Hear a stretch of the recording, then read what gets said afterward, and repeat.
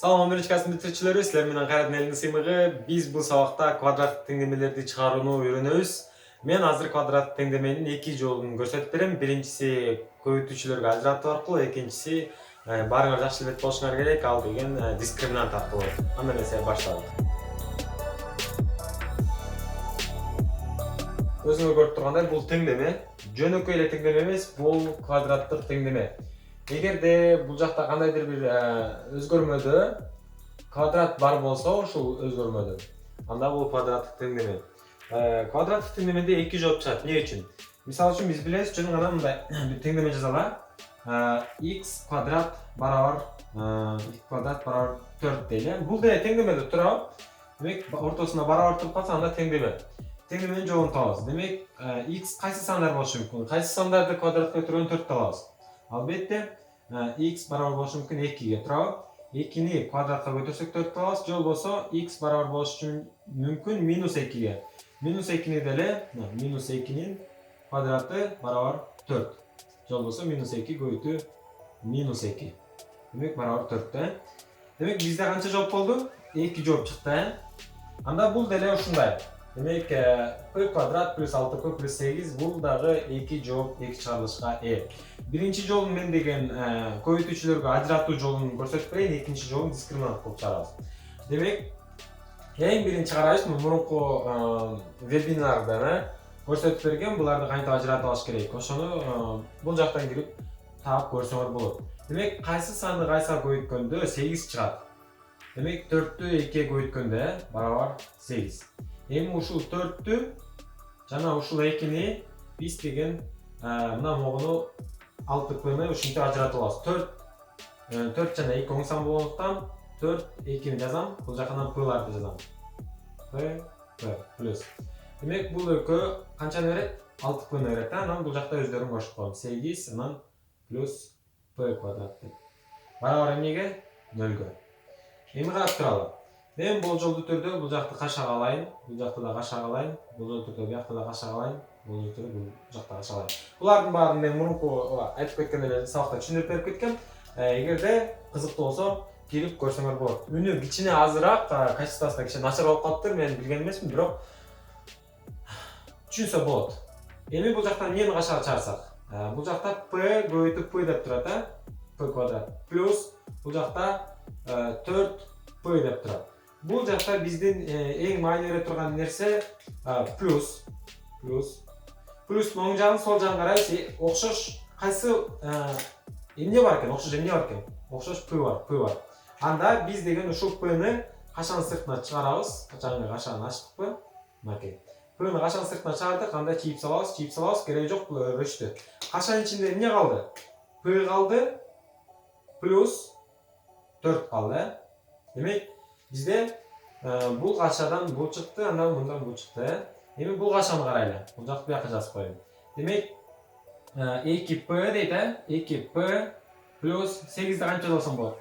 2 көбүйтүү 4 деп жазылсын болады. Турабы? Бул 8 мына бул 8, 2 көбүйтүү 4 деп жазылсын болады. Эң негизги нерсе бул жакта плюс белгиси турат. Плюстун оң жагын, сол жагын карайбыз. Оң жагында, сол жагында эмне бар экен? 2 бар. Анда 2-ни качан сыртына чыгардык дагы өчүрдүк. Ичинде эмне калды? Качан ичинде? p калды, плюс калды, 4 калды. p плюс 4. Демек, карайлы эми. Могул жакта эч кандай белги жок, Бул жак турбайбы? Бул каша, бул болбоду. Бирок бул 2 деген кандай сан? Оң сан. Демек, оң сан болсо плюс болот. Плюс болду. Демек, бул менен бул кошулду. Эгерде -2 болгондо минус болуп турмак. Анан эң маанилүү нерсе бул жакта плюс.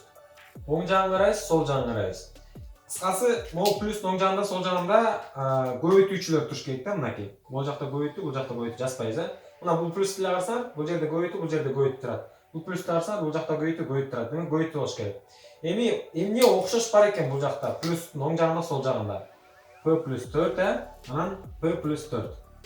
Демек, p плюс 4-тү качан сыртына чыгарып салайын? p плюс 4. Качан сыртына чыкты. Эгерде мен буга качанды койбой койсом, 4 эле бул жакка көбөйтүлүп кетет, Мына могу 4 эле буга таандык болуп калат. Ошондуктан p плюс 4 деген жалпы сан болгондуктан анын баарын кашага алам. p плюс 4 чогуу чыгарып атпайсызбы? İçinde demek bunu çiğin. Ne kaldı?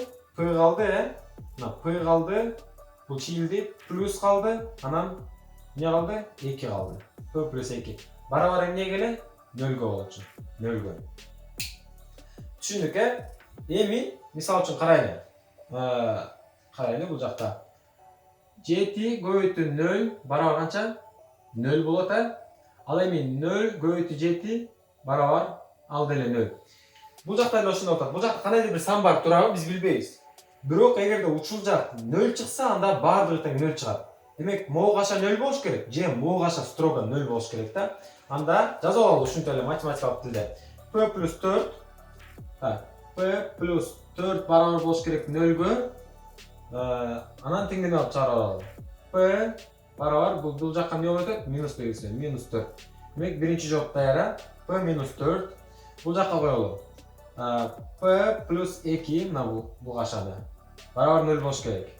Анда P minus 2 барабар жок. P барабар болуш керек минус 2-ге. Бул жакка өтөт. Демек бизде эки жооп, жана айткан квадраттык теңдемеде эки жооп пайда болот дегенбиз. Мына ошонун бир жообу бул. Мына ошонун бир жообу бул. Демек, текшерип көрсөңөр, P minus 2-ни койсок, мына бул жерге текшерип көрсөк, минус 2-нин азыр, минус 2-нин квадраты плюс 6 P эле минус 2 болчу, көбөйтүлгөн минус 2 плюс 8 барабар 0 дейт. Чын эле 0 азыр текшерели. Минус 2-нин квадраты 4 чыгат. Так, плюс 6-ны минус 2 көбөйтсөк, минус 12 чыгат, Бул белги не болот эле? Плюсту сүрүп чыгарат дагы минус белгиси өстүрүп алат болчу. Ооба, минус анан плюс 8. Демек, 8-ге 4-тү кошобуз, 12, 12ден 12 алсак барабар 0. Демек, биз ушундай жолдор менен квадраттык теңдемени чыгара алат экенбиз. Дагы бир жолу бар, ал деген дискриминант жолу. Азыр мен аны дагы көрсөтүп берем. Эми карайлы.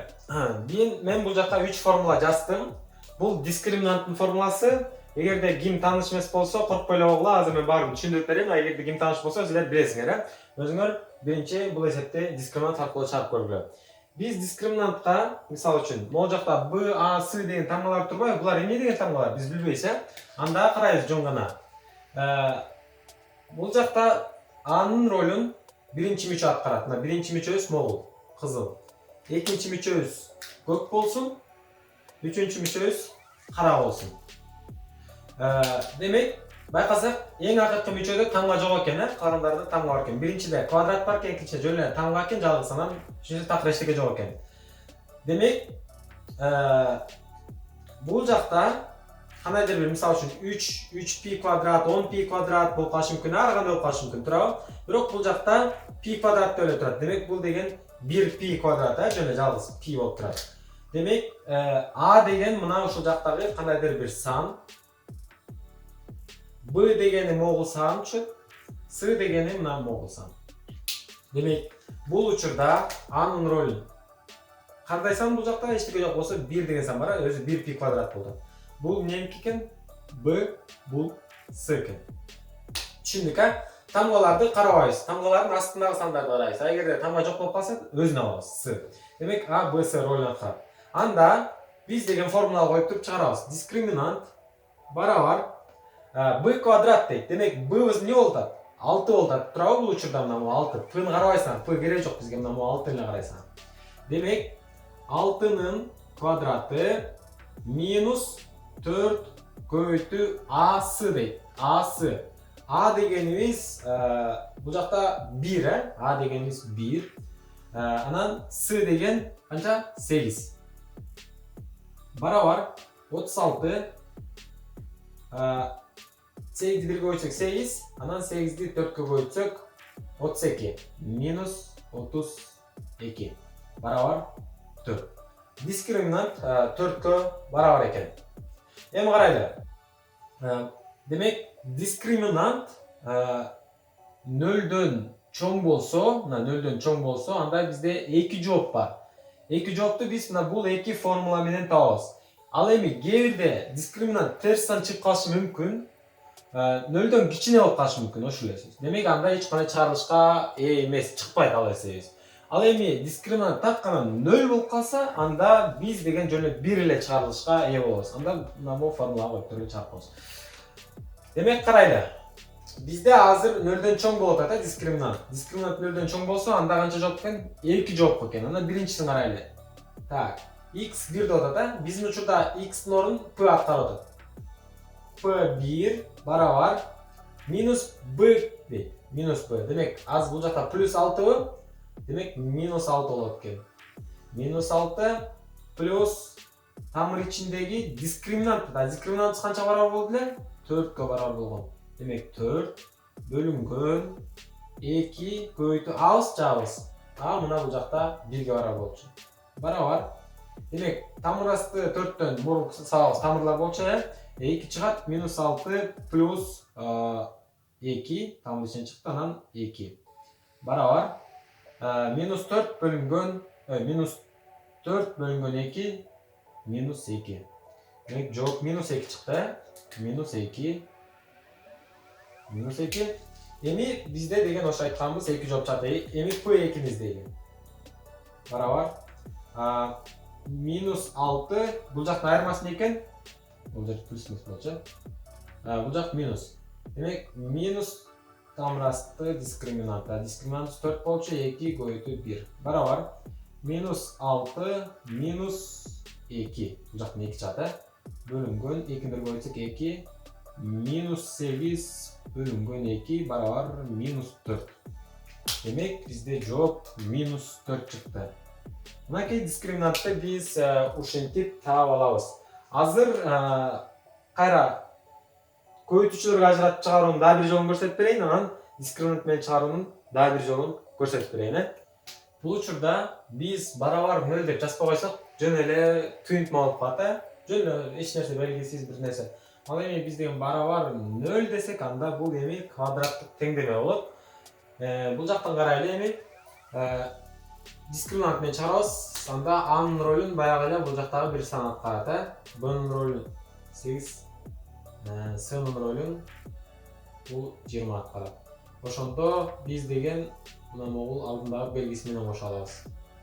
Бул 8ди дагы минус 8 менен алабыз. Түшүнүкпү? Бул жакта дагы 1ди белгиси менен алабыз. Эми бул деген кандай эле? Белгилеп коеюн. A, B, S. A, B, S. Карайлы эми. Формула боюнча дискриминант барабар b квадрат дейт. Демек, минус 8дин квадраты минус 4 көбөйтүү A дегенибиз 1 көбөйтүү S дегенибиз минус 20. Барабар канчага? 64. Туурабы? Минус 8дин квадраты 64. Минус 20-ны көбөйтөбүз 1ге. Минус 20 болот. Ал эми минус 20-ны минус 4кө көбөйтсөк, минус 20 минус 4кө көбөйтсөк, биз деген 80 алабыз. Плюс 80 алабыз. Барабар. Бул жакка жазбайм барабарды. 144. 144. Демек, бизде дискриминант 0дөн чоң болду, анда 2 жооп бар, анда x1, x2-ни табалы. x1 барабар минус b деп атат, значит, минус быбыз канча эле? Минус 8 болчу, минус 8 болчу. Значит, минус минус не болуп кетет? Плюс болуп кетет, Значит, минус 8 эмес, жөн эле 8 деп жазып коебуз. Анан плюс тамыр асты 144, дискриминант 144 барабар болду. Анан 2 көбөйтүү абыз болсо 1. Барабар 8 144-төн 12 чыгат, плюс 12 бөлүнгөн 2 барабар 20 бөлүнгөн 2 барабар канча? 10. Ал эми x2 экинчи жообубуз 8 минус тамыр асты 144 бөлүнгөн 2 көбөйтүү 1 барабар 8ден кемитебиз 12-ни барабар 2 көбөйтүлгөн 1. Жол болсо 2 эле. Бул жактан деген минус 4 чыгат. Бул жактан 2 чыгат. Барабар минус 2. Демек, жообубуз эмне экен? 10 менен минус 2 екен. 10 менен минус 2. 10 менен минус 2. Эми муну көбөйтүүчүлөргө ажыратуу жолу аркылуу көрсөтүп берейин, Эми карайлы. Мен деген эң биринчи эмнеге маани беришим керек? Минус 20га маани беришим керек да. Демек кайсы санды кайсыга көбөйткөндө минус 20-ны ала алам. Минус 5-ти көбөйтсөм 4кө, минус 5-ти көбөйтсөм 4кө барабар минус 20 болот. Дагы кандай болот? Минус 4 көбөйтүү 5 барабар минус 20. Дагы кандай жооптор бар? Минус 2 көбөйтүү 10, бул деле минус 20. Же болбосо 2 көбөйтүү минус 10. Барабар. Бул канча? Бул деле минус 20. Менде 4 вариант бар экен. Бирок ушуларды кошкондо мага кандай жооп чыгыш керек? Минус 8 чыгыш керек, минус 8 чыгыш керек. Кайсыларды кошкондо минус 8 чыгат? Так, минус 5ке минус 4 кошсом минус 8 чыгабы? Чыкпайт. Минус 8 чыгыш үчүн минус 4 бул деле чыкпай калган да. Демек, минус 2ге 10ду кошсом канча чыгат? 8 чыгып калат, плюс 8 чыгат. Бизге минус 8 чыгыш керек. Ал эми 2ге плюс минус 10 болсо, бул деген минус 8 чыгат. Демек бизге мына могу жооп жарады да. Анда ушул түрдө жазып алалы. X квадрат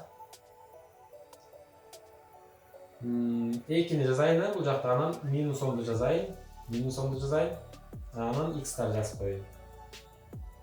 Анан бул жакта негизи 2 деген плюс 2, 2 анан минус 20 болду.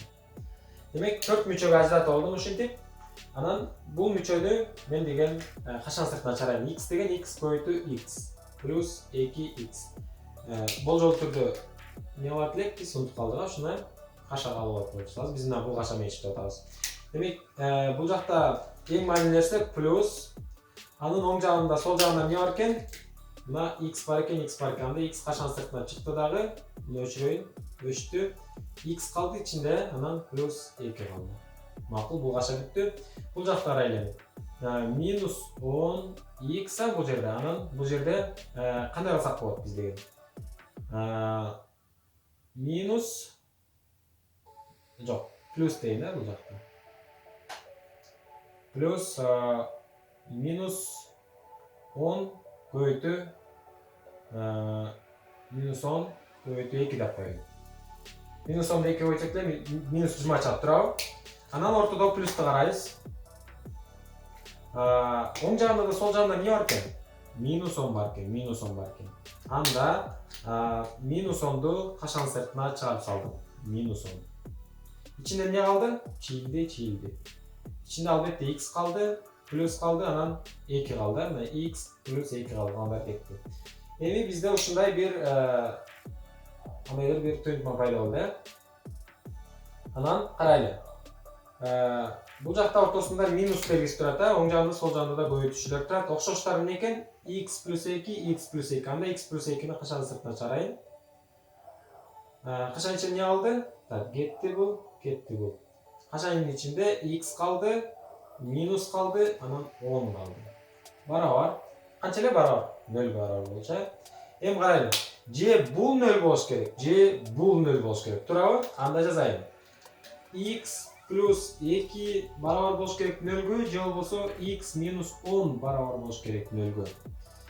X барабар минус 2, ал эми x барабар 10.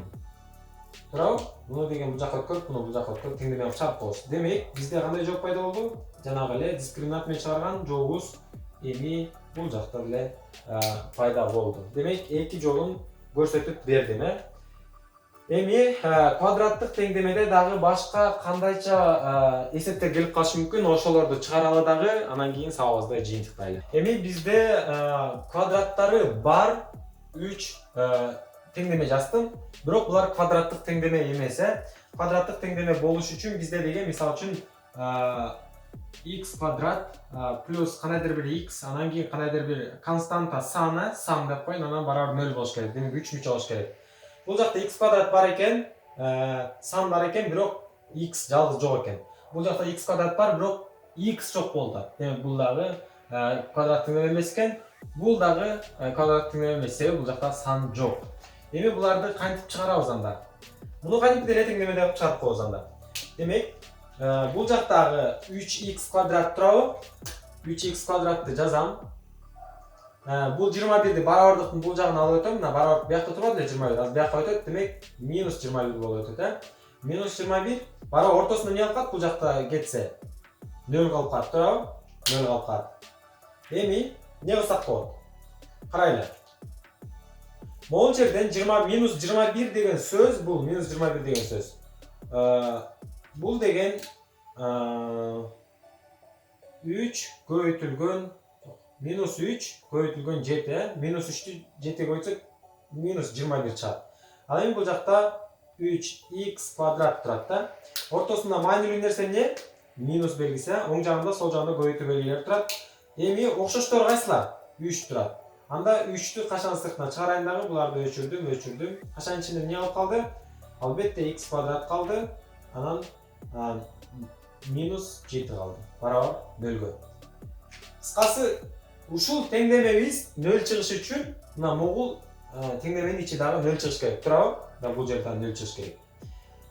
Ушул жер 0 чыкса, анда бар тең 0 чыгат. Демек, анда ушинче жазалы. X квадрат минус 7 барабар болуш керек 0-гө. X квадрат бул 7-ни бул жакка өткөргөйлү, плюс 7 кылып. 7. Ал эми биз деген x квадратты сураган жок, x-ты сурап атат, турабы?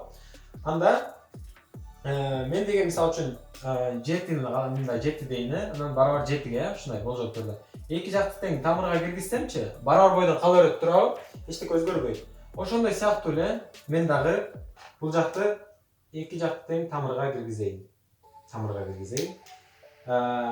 Демек, бул квадрат менен тамыр кыскарып кетет дагы, x барабар тамыр асты 7 калып калат. Демек, жообубуз мына экен бул эсептики.